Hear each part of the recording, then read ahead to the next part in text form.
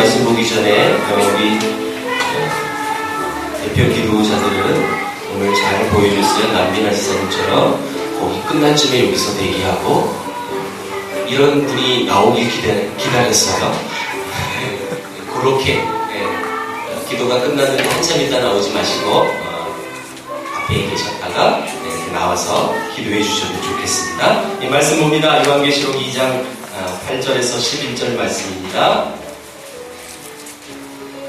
요한계시록 2장 8절에서 11절 말씀 4개의 구절인데요. 우리 다같이 한 목소리로 다같이 봉독하겠습니다. 2장 8절에서 11절 말씀입니다. 시작. 서머나 교회의 사자에게 편지하라.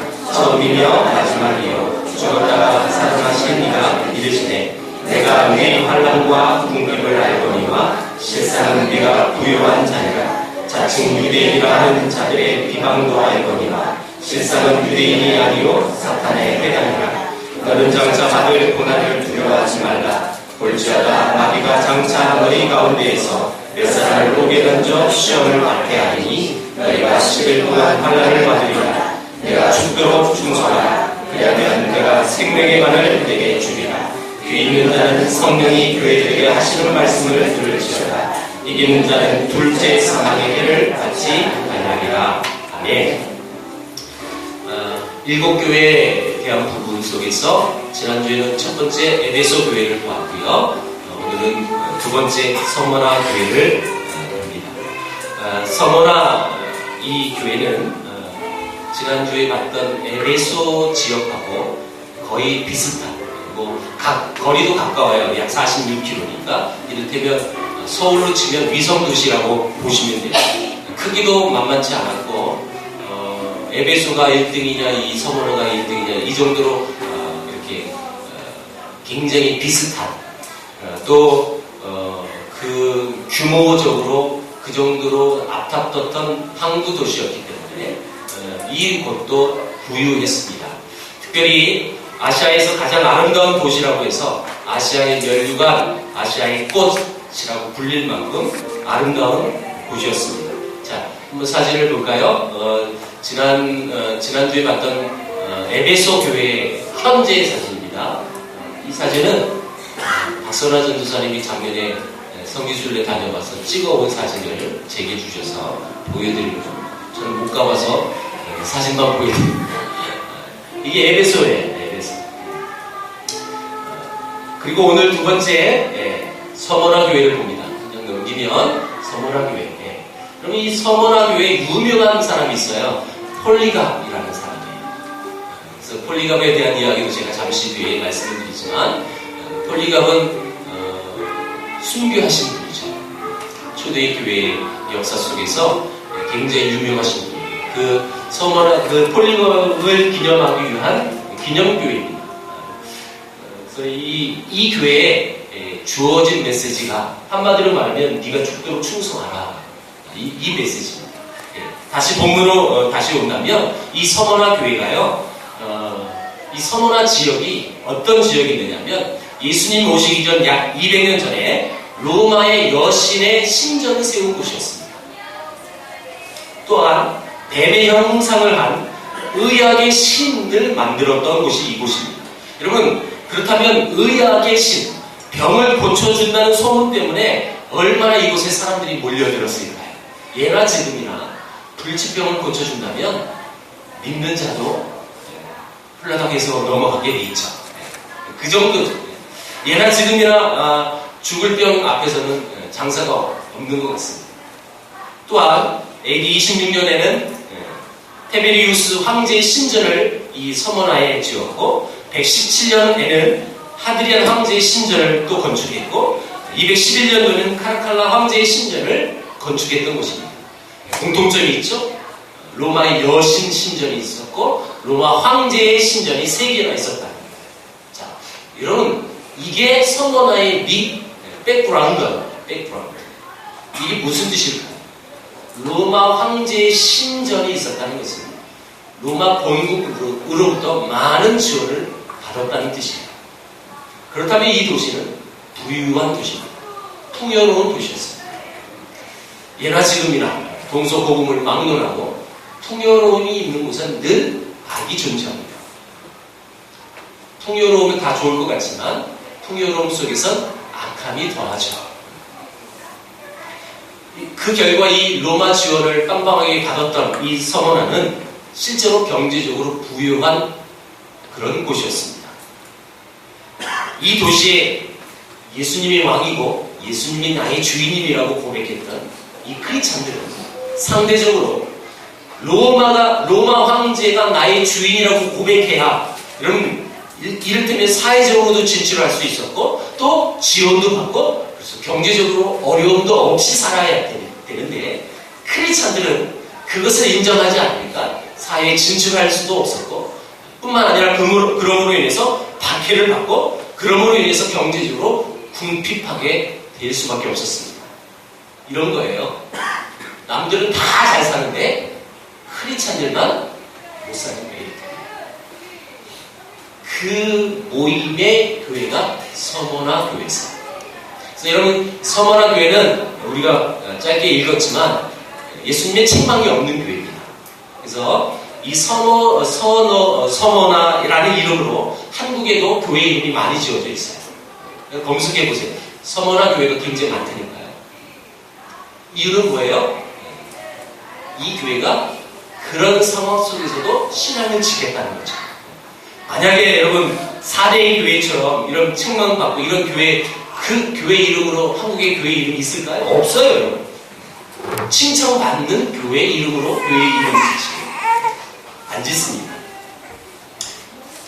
다시 말하면 지금 이 서머나의 상황은 모든 것이 황제 숭배와 맞물려 있는 시대라 황제 숭배를 인정을 해야 하고 그 황제가 나의 주인님이어야 합니다.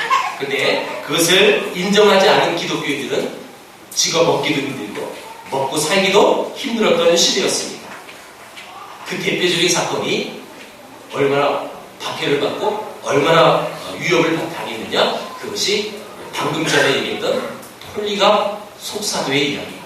여러분 155년도 AD 155년인데 이 폴리갑은 이 요한계시록을 기록한 사도 요한의 제자였습니다. 여러분 사도 요한 예수님의 제자들을 우리가 사도라고 부르죠? 근데 그 사도의 제자들은 예수님을 직접 본 적이 없어요. 시대적으로 만날 수가 없었던 거예요. 그런데 예수님을 직접 만난 제자들을 우리가 사도라고 부르는데 그 사도의 제자를 속사도라고 부릅니다. 속사도. 여러분 폴리갑이라는 사람은 속사도예요. 속사도. 이 속사도였던 폴리갑은 평생 주님을 섬겼던 사람이에요. 그래서 이 서머나의 감독이기도 했어요. 근데 이 폴리갑이 결국 예수님이 나의 주인님이고 로마 황제가 나의 주인이 아니라고 했기 때문에 이 사람은 로마 법에 걸려서 죽을 수밖에 없는 거죠. 자, 여러분 이 법을 집행하는 이 사람이 이 폴리갑의 영향력이라든지 또한 세상 모든 사람이 아니 예수님을 믿지 않는 사람들조차도 폴리갑을 굉장히 존경했다고요. 그 사람을 인정했다고요. 법을 집행해서 사역을 집행해야 되는데 여러분 법을 집행하는 사람조차도 폴리갑을 죽일 수가 없었던 거예요. 그래서 그에게 이런 말을 하죠. 나는 나이 많은 당신을 아주 사악한 방법으로 죽이고 싶은 마음이 없습니다. 그러니 한마디만 해주세요. 예수님을 안 믿는다. 믿지 않는다. 이 말만 하고 그리고 이 순간을 보면서 저 어느 시골에 내려가서 열심히 그곳에서 주님을 다시 섬기라고 그러면 당신이 죽지 않는다. 법을 집행하는 집행관이 이런 말을 했습니다. 그때 이 폴리갑이 했던 말이 유명한 말이죠. 굉장히 유명한 말이에요. 나는 86년 동안 그분을 섬겨왔습니다. 그런데 그분은 내게 아무 잘못이나 거짓말을 하신 일도 없습니다. 그런데 내가 어떻게 나의 왕, 나의 구주, 나의 구세주 그분을 내가 배반할 수 있겠습니까? 나는 할 수 없습니다.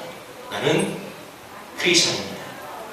그리고 그는 세계와 또 모든 교회를 위해 2시간 동안 큰 소리로 기도한 이후에 화형으로 순교를 당합니다. 유명한 순교의 예화입니다. 폴리가미라는 사람. 그 폴리가미 이 서머나의 감독이었어요. 다시 말하면 이 교회의 목사였다는 뜻이에요. 여러분, 이런 상황이 서머나에 있습니다. 자, 다시 말하면 이 교회의 문제는 한마디로 이 교회가 환난을 받을 때에 그러면 어떻게 그 환난을 이겨낼 수 있을 것인가? 그것이 오늘 본문의 해답이에요.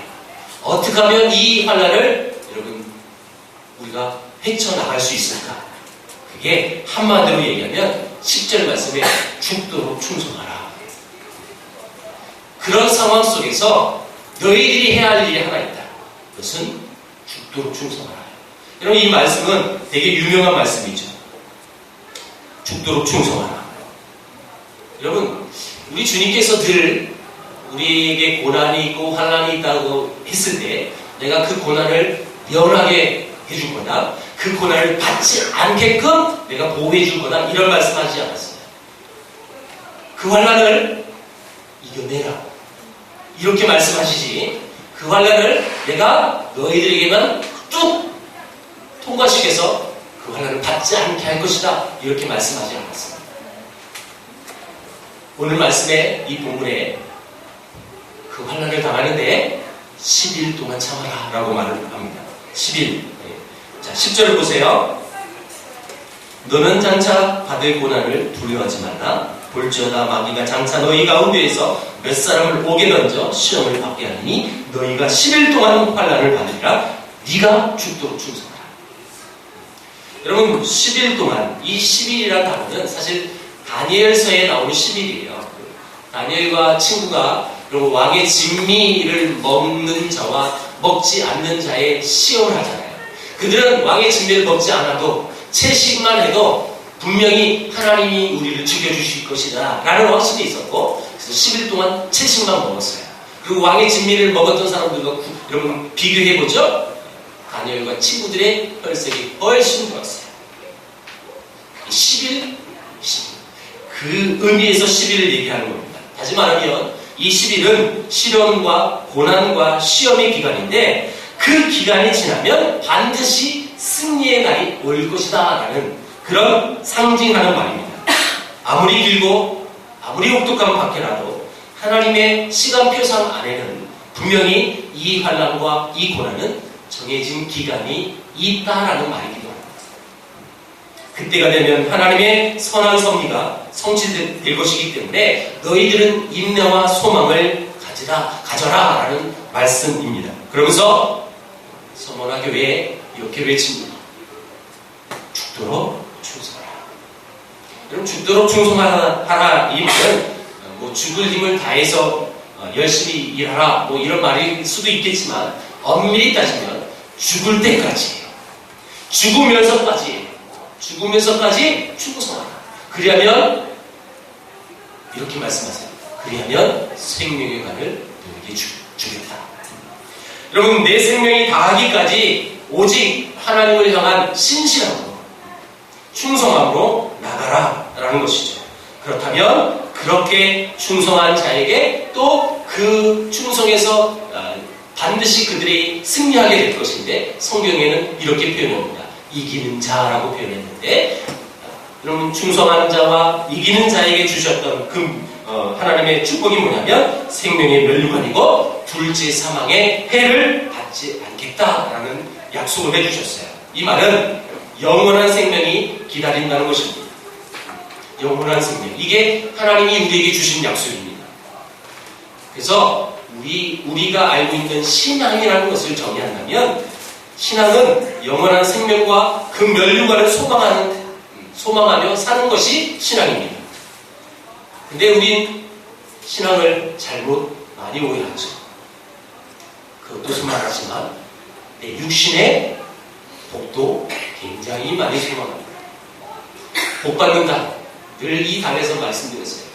복의 개념을 물질의 개념으로, 소유의 개념으로 가진다면 그것은 온전한 여러분 크리스찬의 복의 관념이 아니라고 말씀드렸어요. 요한일서 2장에 이 세상의 정신을 육신의 정력, 안목의 정력, 이생의 자랑 이렇게 표현합니다. 여러분, 이 세상의 가치관이 그거라는 거예요. 육신의 정력, 다시 말하면 욕심이죠. 욕심, 물질주의, 성공주의, 이생의 자랑, 또 안목의 정력. 안목의 정력은 이를테면 쾌락주의 이런 사람. 이생의 자랑은 교만과 지배욕으로 내가 사로잡혀서 어떻게든지 내 이름이 드러내야 되고 내 의를 드러내야 되고 이것이 세상의 가치라는 거예요.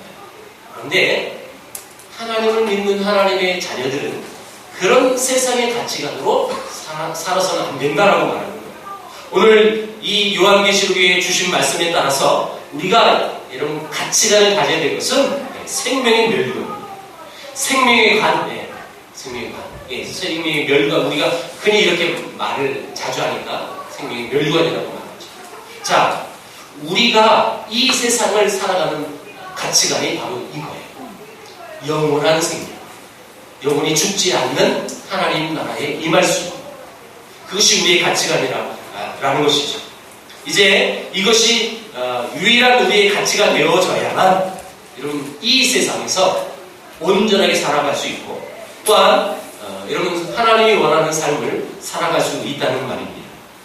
아무리 실력이 뛰어날지라도 그의 영혼이 하나님 앞에 충성스럽지 않는다면, 여러분 언제 변할지 모르는 그런 신앙을 갖고 산다면 어찌 영원한 하나님의 나라를 꿈꾸고 여러분 하나님께서 우리에게 약속하셨던 생명의 멸류관을 소망하며 살 수 있겠습니까? 살 수 없습니다. 사람을 신실하게 못하게 하는 것이 세상 정신일 뿐만 아니라 사실 허영심이 우리를 또 온전히 살지 못하도록 만듭니다. 다윗은 시편 131편에 이렇게 고백했어요. 여호와여, 내 마음이 교만하지 아니하고 내 눈이 오만하지 아니하오며 내가 큰 일과 감당하지 못할 놀라운 일을 하려고 힘쓰지 아니하나이다. 여러분, 다윗은 이스라엘 백성에게는 가장 칭송받는, 가장 존경받는 사람입니다. 다윗. 근데 그가 정말 우리가 봐도 많은 일을 하지 않습니까? 근데 그가 고백하기를 내가 큰 일을 하고 감당하지 못할 그 놀라운 일을 하려고 나는 애쓰지 않습니다. 그러면서 뒤에 이렇게 고백했어요. 오직 내 영으로 고요하고 평온하게 하기를 젖된 아이가 그의 어머니 품에 있음 같게 하였나니 내 영혼이 젖된 아이와 같도다. 여러분, 다윗이 어떤 사람인데 내가 막 젖을 땐 어린 아이 같다는 거예요. 여러분, 젖된 아이는 어리다는 표현이에요. 그 아이는 엄마 품속에 있어야만 합니다. 근데 이 다윗은 늘 그런 마음으로 나갔다는 거예요. 내가 세상에 알아주는 아주 큰 일, 놀라운 일, 그런 일만 하려고 하는 사람이 아니라 오직 저는 겸손히 어린아이가 어머니 품속에 있는 것처럼 저는 그런 삶을 살겠습니다. 오직 하나님께만 소망을 두겠습니다. 예를 들어볼까요? 우리 교회에 가장 신상인 시녀가 있어요. 애기가. 그 애기는 여러분 부모의 도움 없이 살 수 있습니까? 없습니까? 없어요. 부모의 품을 며칠만 떠나면 굶어 죽게 돼 있어요. 아이가 그런 존재라는 거예요. 근데 다윗은 자기가 그런 사람입니다. 그런 사람이 되기로 합니다. 이런 마음으로 인생을 살았다는 거죠. 나는 어린 아이와 같습니다. 많은 사람들이 큰 일에 대한 로망이 있어요. 교인도 마찬가지죠. 어떤 직분을 갖고 또 교회 생활을 오래 하면서 하나님 큰 일 하게 해주세요. 뭐 이렇게 기도합니다. 부모들이 그렇게 기도하죠. 우리 어머니도 저를 위해서 그렇게 기도한답니다. 큰 일을 하는 목사가 되게 해주세요. 네, 여러분, 사실 이게 온전한 기도는 아니죠. 주님 앞에 큰 일이 있고 작은 일이 있을까요? 제가 어려서부터 다녔던 교회 우리 담임 목사님은 그 교회도 작은이가 늘 하셨던 말씀이 있어요. 아니, 목사생이 가면 성도가 많이 모인 교회 목사는 굉장히 대우를 해주는데 조그만 교회 목사는 인정을 안 해주고 대우도 안 해준다니까요. 마치 제가 호텔에 갔을 때 모닝을 끌고 갔던 그 느낌. 저쪽에서요.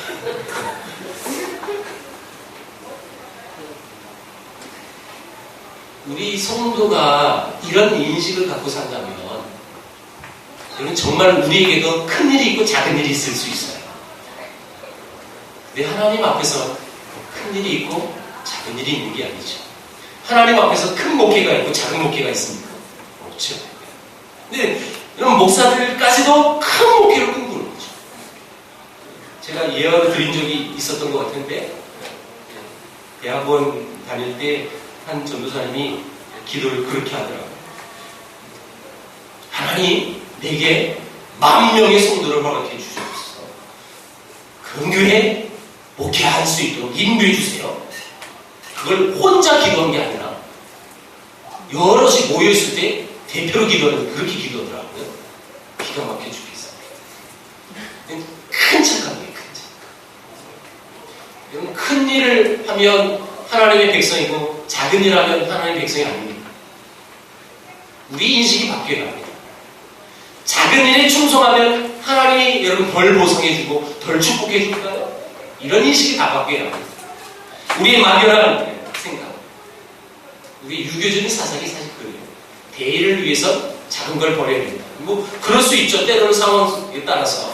그러나 그런 인식을 가운데 어떤 특수한 일이나 큰 일이나 중요한 것에 이런 충성을 적용한다면 비성경적이에요. 우리 옛말에 이런 말이 있습니다. 집안이 가난할 때 어진 아내를 알 수가 있다. 집안이 가난해져 봐야 진짜 그 아내가 어진 아내인지 모진 아내인지 알 수 있다는 거예요. 이 말처럼 세상이 어지럽고 환난 풍파가 일어나고 핍박을 받을 때 충성스러운 사람이 드러나게 돼 있습니다. 늘 얘기하죠. 우리의 삶이 풍요롭고 문제가 없고 그냥 안정스럽게 지나가면 진짜 신앙을 발견할 수가 없어요. 진짜 신앙인인지 아닌지는 여러분 내 삶에 고난이 와보면 알 수 있어요. 고난이 왔을 때 어떻게 풀어나가고 그 문제를 어떻게 대처하느냐, 그 모습 속에 그 영혼이 충성스러운 하나님의 백성인지 믿음이 좋은 신앙인지 구별할 수 있다는 것입니다. 2차 세계대전 때 있었던 실화죠. 여러분, 군인은 국가의 부름을 받아서 국가를 대신하여 다른 적들과 싸우는 게 군인입니다. 저도 군인인 적이 있었습니다. 비록 오늘 이렇게 배가 나오고 그랬지만 저도 날씬한 적이 있었습니다. 여러분, 제 군인 시절에 위병소죠. 위병소. 위병소는 뭐냐면 부대 앞을 지키는 보초예요. 그러면 그 근무자들이 국기를 이제 아침에 올리거나 국기를 내리거나 그 근무도 합니다. 여러분, 장갑을 탁 끼고 휘장을 차고 각을 딱 맞춰서 정확히 합니다. 여러분, 이거 타이밍 모르는 센스 없는 사람은 이거 못 맞춰요. 애국가가 끝날 쯤에 여러분 국기가 맨 위에 올라가게끔 하고 또 내릴 때는 애국가가 거의 끝날 쯤에 다 내려가요. 이거 정확히 맞춰야 돼요. 이거 못 맞추면 맞아요. 요즘은 못 내리는데요. 요즘 우리 엄마들 걱정하지 마세요. 우리 아들들 요즘은 안 내린다니까. 근데 저 때는 많이 맞췄어요. 제 위에 어른들은 더 맞았고요. 제가 기억을 해요. 이런 국기에 대한 의례가요, 굉장히 중요합니다. 굉장히 중요합니다. 근데 전쟁 속에서 이루어졌던 사건들을 생각해 보세요. 국기라는 것은 나라를 대표하는 거예요. 나라를 대표. 국기를 올리고 국기를 내리는 것이 굉장히 위험하고 웅장하고 또 아주 엄숙하게 진행합니다. 근데 전쟁 속에서 실제 있었던 얘기인데 영국 군대가 국기를 올리고 이제 경례를 하고 모든 의례를 하는데 일본 비행기가 공습을 해버린 거예요. 갑작스럽게. 여러분, 우리 자매들은 이해가 안 될 텐데 지금 국가가 울리고 지금 국기가 올라가고 있는데 적이 이런 침투해서 이런 폭탄을 떨어뜨리고 가는 거예요. 지금 막 죽어가는데 여러분 국기를 계속 올려야 될까요? 국가가 끝날 때까지 다 견뎌야 될까요? 우리 자매들은 이럴 거예요. 빨리 들어가서 대처해야지. 근데 군인은 그러지 않아요. 그 국가가 끝날 때까지 국기를 올려요. 근데 그 상황은 지금 옆에 동료가 죽고 있는 거죠. 폭탄이 내 옆에서 떨어지고 있어요. 이런 그 국가를 연주하는 군인들, 폭탄이 떨어져도 울리고 있는 거예요. 이게 실화예요, 실화. 우리 자매들은 아마도 그렇게 생각할 수 있을 것 같아요. 만약에 애국가라고 다 치면 동해물과 그렇게 뚝 떨어지는 거예요, 폭탄이. 동해물과 백두산이 막 이렇게 하고 빨리 들어갔으면 좋겠죠? 그런데 정박적으로 그대로 있다는 거예요. 어찌 보면 그 모습이 무든한 모습으로 보일 수 있을 것 같아요. 그렇죠? 근데 지금 충성이라는 개념이 이런 개념이에요. 사실 군인이 되보면 충성이라는 게 뭔지 알게 됩니다. 사실 어떻게 보면 무식하고 비상식적으로 우리의 눈으로 보일 수 있겠지만 하나님께서 저와 여러분에게 원하시는 신앙의 특징이 있다면 바로 이런 충성을 원하고 계시다는 거예요. 군인이 국가에 충성하는 건 당연하잖아요. 그렇다면 여러분 그렇게 예수님이 죽도록 충성하라고 말씀을 하셨는데 어떻게 하면 죽도록 충성할 수 있을까요? 어떻게 하면 내 죽음을 불사하면서 그 예수님 대신 또한 내가 죽어나갈 수 있을까요? 여러분 그 방법이 있을 거예요, 분명히. 왜? 여러분 폴리가바이라는 이 감독은 죽으면서까지 산채로 화형을 당하는 그 고난을 당하면서 왜 주님을 배반하지 않았을까요? 이런 충성을 할 수 있었던 이유는 뭘까요? 그 이유는 본문에서 찾아볼 수 있어요. 우리 8절 봅니다. 서머나 교회의 사제에게 편지하라. 처음이며 마지막이요 죽었다가 살아나십니다. 이르시되 예수님을 지금 표현하고 있는 건데요. 예수님이 이렇게 말했으니 너 편지해라. 사도 요한. 그래서 9절부터 예수님이 하신 말씀을 11절까지 서머나 교회에 대해서 쓴 거예요. 자, 근데 그 예수님의 표현을 보세요. 예수님이 처음이며 마지막이요. 여러분 앞에도 나왔죠? 알파와 오메가다. 똑같은 말이에요. 여러분 처음이라는 단어의 의미가 뭘까요? 알파. 처음이라는 뜻은요 창조주를 의미하는 거죠. 그 창조주가 그 예수님이 모든 것의 근원이 되신다. 힘과 이유가 되신다. 이런 뜻이 지금 처음이며 라는 뜻이에요. 다시 말하면 또 오메가다, 나중이다 라는 뜻은요 심판자로서의 예수님을 말하고 있는 것이죠. 심판자로서 모든 것의 결말과 평가가 우리 이 주님에게 달려있다는 그 주님을 얘기하는 거고, 또 8절에 죽었다가 살아나시니, 다시 말하면 부활하신 예수님이라는 뜻입니다. 여러분 죽음의 권세조차도 어쩔 수가 없는 우리 주 예수 그리스도께서 지금 서머나 교회에 오셔서 그 서머나 교회를 향하여 선포합니다. 여러분 그 교인들이 이 당시 예수님을 믿고 핍박을 당했던 그 모든 크리스찬들이 충성할 수 있었던 이유가 뭐냐면 내가 믿는 그 주님이 누구냐는 것을 알았다는 거예요. 창조주면서 심판주고 다시 부활하신 예수님. 또 한 가지 9절 보세요. 9절은 다 같이 한번 읽어봅니다. 시작. 내가 네 환난과 궁핍을 알거니와 실상은 네가 부유한 자니라. 자칭 유대인이라 하는 자들의 비방도 알거니와 실상은 유대인이 아니요 사탄의 빼들이라. 이 말은 무슨 뜻이냐? 자칭 유대인이라는 사람들이 있었는데 그 유대인들이 같은 유대인을 고발했어요. 왜냐하면 그 유대인들은 크리스찬이라고 얘기할게요. 크리스찬들이 왜 로마에 고발을 하냐면 이들은 로마 황제를 주인으로 고백하지 않아요. 인정하지 않아요. 오직 자기들의 주인은 예수님이에요. 그런데 그런 자들이 있습니다 라고 고발하면 그 자들은 로마 당국으로 붙잡혀요. 그래서 모든 재산이 몰수가 됩니다. 그래서 그 재산의 3분의 1을 이 고발한 사람이 갖게 돼 있어요. 이해가 됐어요? 어른들 몇 년 전에 이런 일이 벌어졌어요. 우리나라에 아주 도로교통법이 지키지 않는 사람들이 많으니까 카파라치라는 제도가 있었어요. 기억하세요? 그래서 그 법규를 위반하는 사람들을 사진 찍고 동영상 찍어서 여러분 구청에 내면 돈을 많이 받죠. 그래서 어떤 사람은 한 달에 수천만 원을 벌었어요. 그것이 그의 직업이 되어버렸어요. 이게 이제 사회적으로 너무 문제가 되니까 그 제도를 지금 없앴죠. 여러분 찍히신 분들은 뼈저리게 느꼈을 거예요. 그때. 마치 이런 제도입니다. 자칭 유대인이라는 사람들이 같은 동족 유대인들을 예수님이 나의 구주라고 주인이라고 고백을 했기 때문에 고발해서 그들의 재산이 내게 쌓이게 됩니다. 그 자칭 유대인이라는 사람들을 예수님이 뭐라고 얘기했느냐? 사탄의 회당이다.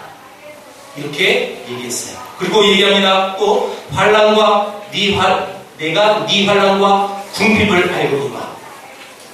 이런 환난이라는 뜻은요, 압박당한다라는 뜻인데, 신앙 때문에 사람들로부터 핍박을 외부로부터 받는 거예요. 박해를 받는 거예요. 궁핍은 뭐냐면 물질적인 가난을 당한다는 뜻이에요. 궁핍. 왜요? 예수님이 나의 주님이라고 고백을 했기 때문에.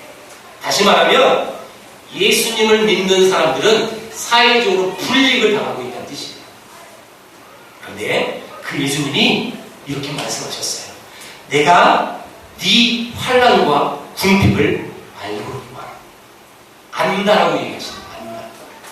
여러분 앞에도 나왔죠? 예수님이 안다. 예수님이 안다는 개념은 굉장히 큰 거예요. 우리의 모든 것을 알고 계세요. 내 환난과 궁핍이 얼마나 힘들고 어려웠는지 몰라요. 그것을 예수님이 나는 안다라고 얘기해 준 거예요. 네 형편을 알고 네 처지를 알고 네 현실의 고달픔을 내가 다 알고 있다. 그런데 내가 너를 위하여 내가 십자가에 못 박혀 죽었고 내가 너와 지금도 함께 있다. 그리고 영원토록 내가 너와 함께 할 것이다. 그러니 너희들 두려워하지 말라. 그러니 죽도록 충성해라. 예수님이 그렇게 말씀하시는 거지. 내가 다 알고 있다. 내가 다 알고 있다. 분명히 보세요. 이들은요 정말 환난과 궁핍 이 두 단어지만 여러분 이것이 그들의 상황을 다 대변해주는 단어예요. 그 상황은 여러분 지금 우리가 당하는 어떤 고난, 내 고통, 내 삶에서 어려움 그것보다 여러분 수천 배 공부가 더 짙은 거였어요. 살 길이 막막했어요. 아니 당장 내일 내가 죽을 수도 있어요. 그런 고난이에요. 근데 그 성도들을 향하여 예수님이 뭐라고 말씀하셨느냐면 내가 네 환난과 궁핍을 내가 다 알고 있다. 많은 사람들이 힘들어하는 것이 뭐냐면 왜 나만 이런 일을 당해야 될까? 왜 나만 이런 고난을 당해야 될까? 이런 이 인식을 갖는 성도는 참 불쌍한 성도예요. 사실 왜 나만 이런 어려움이 당하지? 어떤 전직 대통령처럼 왜 나만 갖고 그래? 그런 것처럼 여러분 성도는 이런 인식을 가져서는 안 됩니다. 성도는 가져야 할 인식이 하나 있는데 그게 뭐냐면 그 주님께서 창조주로 오셨고 심판주로 오신 그 주님께서 내가 네 처지를 다 안다. 내가 지금 고난을 당하고 있는데요. 어려움을 당하고 있는데요. 왜 주님은 내 이 아픔을 모르실까? 내 이 아픔을 아신다면 분명히 이 어려움을 해결해 주실 텐데 이런 인식은 잘못됐다는 거죠. 정말 바람직한 인식은 내가 다 안다는 거예요. 여러분 또 복귀를 할 수 있어요? 분명히 이 요한계시록 읽었던 이 당시 시대는요. 이 말씀이 기록됐고 분명히 읽었습니다. 그런데 이 고난이 이 환난이 멈췄나요? 아니요. 멈추지 않았다고 제가 계속 요한계시록 시작할 때부터 반복되어서 여러분들에게 드린 말씀이 이거예요. 이 고난은 여러분 메시지가 선포되었어도 그 순간은 멈추지 않았어요. 아까도 얘기했어요. 이 요한계시록이 기록된 다음에 약 60년 뒤에 이 서머나 이런 감독이었던 폴리감은 산채로 화형을 당했다는 거예요. 분명히 이 메시지가 선포되어지면 그 순간에 여러분 그 환란이 그 고난이 없어졌다면 정말 이 말씀이 꿀송이처럼 달 수 있었을 것 같아요. 그런데 수백 년 동안 이 환란은 계속 지속됐어요. 그런 상황 속에서도 여러분 신앙을 지키고 믿음을 지켰던 우리 믿음의 선배들은 그 순교의 자리에 들어갔다는 뜻입니다.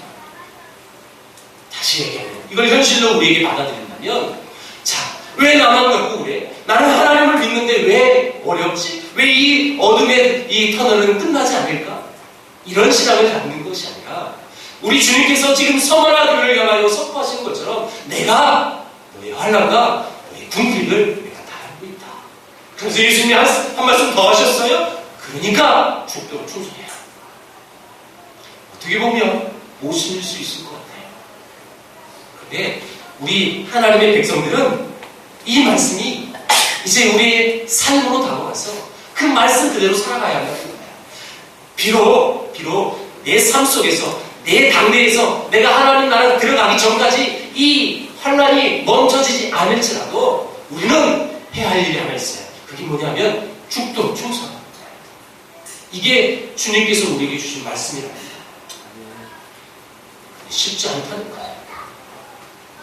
이런 막연하게 우리의 신앙생활 속에서 내 어려움을 주님 앞에 기도하고 아뢰을 때 그 어려움이 해결되고 해소되어져야 사실 신앙의 기쁨도 있는 거 아니겠어요?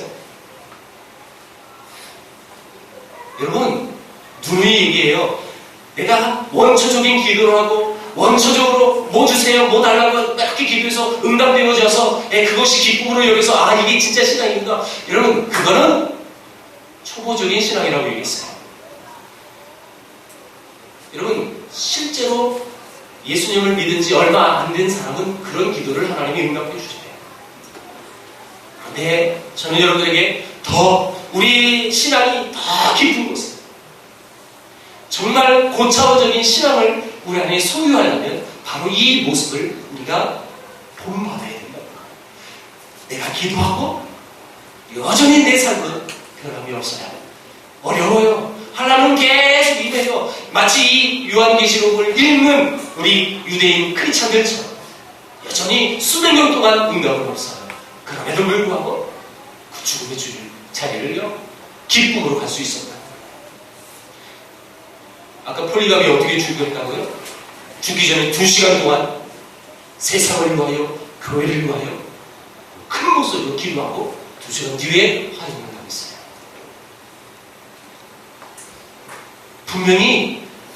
그는 분명히 이 말씀을 읽었을 거예요. 폴리감이라는 사람이야.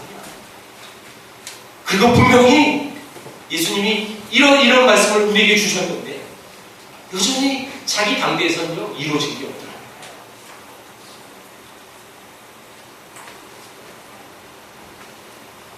우리가 깨달아야 될 것은 바로 이거예요. 예수님이 이 서머나 교회에 하신 말씀을 다시 한번 볼 때에 보세요. 9절입니다. 자, 9절. 내가 네 환난과 궁핍을 하여도니와 실상은 네가 부유한 자니라. 여러분 이 말씀을 잘 묵상해 보세요.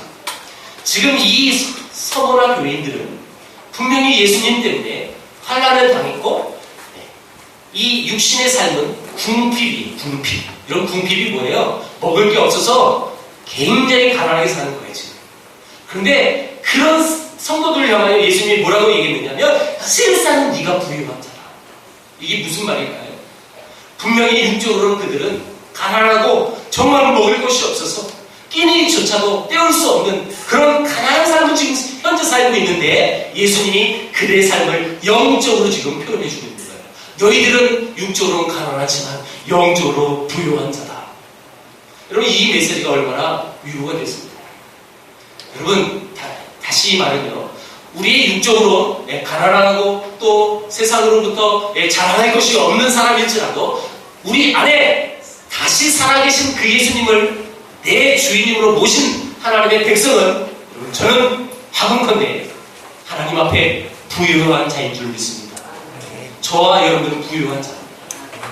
여러분의 우리 삶이 가난하고 지금 쓸 수 있는 물질이 넉넉하지 않을지라도 여러분들은 반드시 확신을 갖고 가셔야 돼요. 나는 부유한 자라는 거예요. 그래서 한 번만, 저는 이런 거 잘 안 하지만 한 번만 따라해 주세요. 나는 하나님 앞에서 부자다. 부자. 여러분 부자입니다 이제. 저희 처제 이름이 부자예요. 부자예요, 부자. 우리는 부자예요. 주님 앞에서 영적으로 부자가 돼야지, 그쵸? 아무리 세상에서 여러분 많은 돈이 있고 좋은 차 타고 다니고 명예가 있고 지위가 있을지라도 그 안에 예수님이 없으면 그 사람은 가난한 사람입니다. 근데 우리는 가진 것 없어도 부자입니다. 부자. 주님께서 지금 서머나 교회를 향하여 이런 말씀하신 것이 실상은 네가 부유한 자다. 이것이 저희들에게 주신 말씀이라고 믿습니다. 다시 말하면 이 부자는요, 분명 내일 먹을 게 없어요. 여러분 혹시 살면서 여러분 쌀이 떨어져 본 적이 있나요? 저는 있어요. 신학생 시절 때. 그 고통? 그것만 생각하면 순간 딱 어려움이 있어요. 그때 그 고통이. 근데 당장 내가 먹을 곳이 없을지라도 내 안에 예수님을 모시고 있고 하나님의 백성, 부자라는 사실만 갖고 있다. 여러분 우리는 이 세상을 기쁨으로 살 수 있다고 저는 확신합니다. 주의 일 기쁨으로 할 수 있고 또 감사로 할 수 있는 거죠. 내가 아무것도 없을지라도. 여러분 우리가 부유한 자인지 진짜 나는 가난한 자인지 한번 점검해 보세요. 나는 부자인지 가난한 사람인지. 여러분 세상에 내가 월세를 살고 내가 어려워요. 당장 한 달 벌어서 한 달 먹고 사는 사람들이 또 대부분이 저도 그렇고 여러분들도 그럴 거예요. 한 달 못 보면 먹을 게 없는 비록 그런 삶을 살지라도 나는 주님 앞에 부유한 자. 이 신앙을 갖고 산다면 여러분 우리가 뭘 할 수 있느냐면 죽도록 충성할 수 있다. 지금 서머나 교회에 하나님이 네가 죽도록 충성해라. 근데 이 충성을 할 수 있는 이유가 있다면 우리가 충성할 대상인 그 주님이 어떤 존재인지 알아야 된다는 거예요. 그 예수님은 누구예요? 처음이며 나중이에요. 창조주고 심판자예요. 그리고 다시 부활하신 예수님이에요. 그리고 그 주님께서 실상 나는 가난하지만 나를 영적으로 봐주셔서 너는 부유한 자다 라고 인정해 주신 분이에요. 그러니까 우리는 그분 앞에 충성할 수 있다는 거예요. 어느 수준까지요? 죽음의사까지. 우리 믿음의 선배들이 왜 순교를 하고 왜 그 순교의 자리에서도 주님을 배신하지 않고 주님 앞에 기도하고 주님 앞에 찬양하며 죽을 수 있었을까요? 여러분 초대교회에서를 보세요. 실제로 사자의 밥이 되고 십자가에 달려 화형을 당하는데 그 순간까지 내 목숨이 끊기는 순간까지 내 말이 내 입술에서 나오는 그 순간까지 하나님을 찬양했다는 거예요. 왜 그럴 수 있을까요? 그 주님이 나에게 어떤 존재인지 그들은 알고 있었다는 거예요. 그 확신이 있었다는 거예요. 그리고 우리에게 주셨던 말씀, 생명의 간을 내게 줄 것이고 둘째 해의 사망을 면하게 할 것이다. 이 확신이 그들에게 있었으니까 내가 믿고 내가 그 주님 앞에 충성할 수 있었던 이유는, 내가 죽을 수 있는 이유는 내가 믿는 그 주님이 어떤 존재인 것을 분명히 알았다는 거예요. 다시 얘기하면 주님이 나의 실상을 어떻게 알고 계시는지 그것만 알고 있다면, 그것만 붙들고 있다면 이 환난은 또 고통은 아무것도 아니라는 거죠. 넉넉히 그 아픔을 이겨낼 수 있다는 것입니다. 말씀을 뵙겠습니다. 여러분들은 어떤 사람들입니까? 나는 어떤 수준에 있는 사람입니까? 한번 점검해 보십시오. 주님이 나를 아신다는 그 말에 내가 그 주님 앞에 감사와 찬송을 할 수 있는 사람입니까? 아니면 두려움과 염려를 가지고 있는 사람입니까? 두려움과 염려를 가지고 있는 사람들은 죄인입니다. 죄인. 왜요? 그 죄인은 심판주 앞에서 내 죄가 드러나서 내가 어떤 형벌을 받을까 알기 때문에 그 사람은 죄인인 거예요. 주님을 믿는 백성들은 두려움과 또한 염려를 갖고 있지 않습니다. 주님이 내가 너를 안다. 실상은 네가 부유한 자다라는 이 메시지를 알고 있는 사람들은 어떤 상황에도 넉넉히 이겨낼 수 있는 하나님의 백성이라는 것입니다.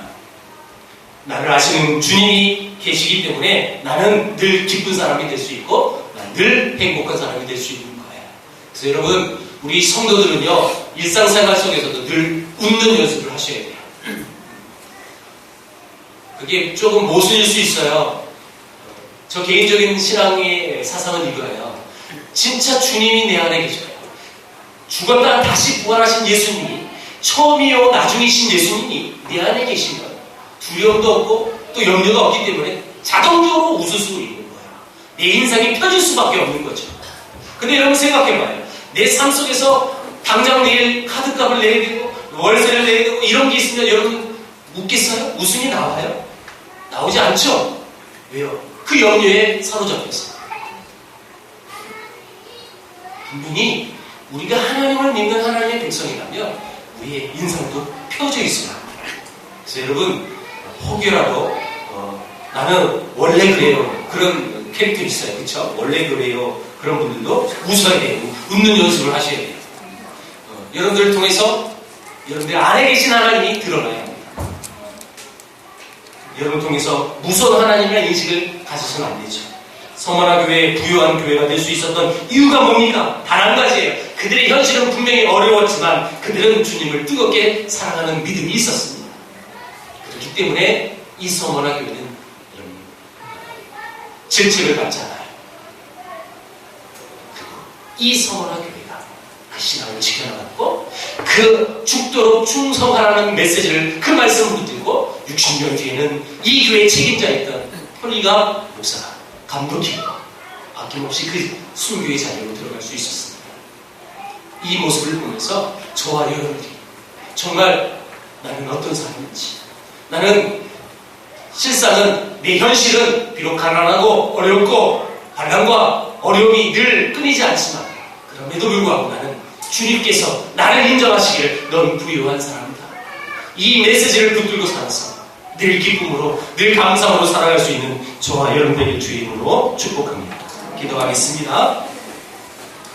하나님 아버지,